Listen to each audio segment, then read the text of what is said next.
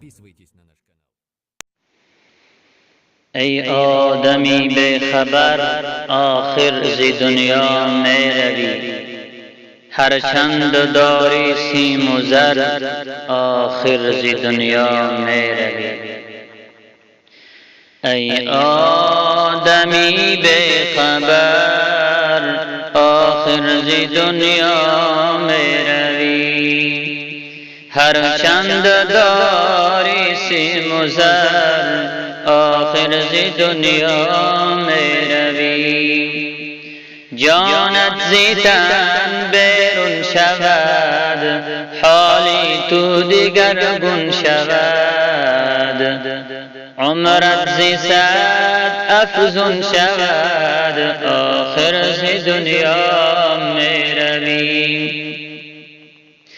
از پی هوس را تاختی، قصر و عمارت ساختی، سر را به ناز افراختی آخر ز دنیا می روی.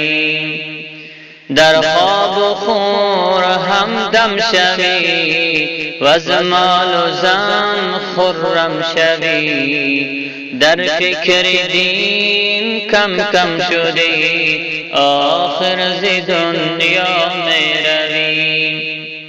تو نوجوانی آدمی، پس چون ز مردن غافلی، داری لباس ماتمی آخر ز دنیا می روی. شاهان کی بودن سالها، با خود نبردن مالها، گشتند ابتر حالها آخر ز دنیا می روی. مردم به مثل کاروان، بسته همه باری گران، کس گاه و کس بگاه روان آخر ز دنیا می روی. آن اولیا و اصفیا کان بودن اهل صفا، چون رفتن زین بی وفا آخر ز دنیا می روی.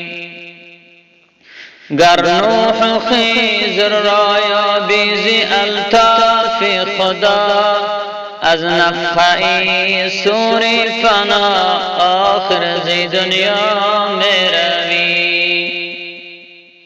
صبر و قناعت پیش کن، تخمی کرم در پیش کن، و از رفتگان اندیشه کن آخر ز دنیا می روی. صبر و قناعت پیش کن، تخمی کرم در پیش کن، و از رفتگان اندیشه کن آخر ز دنیا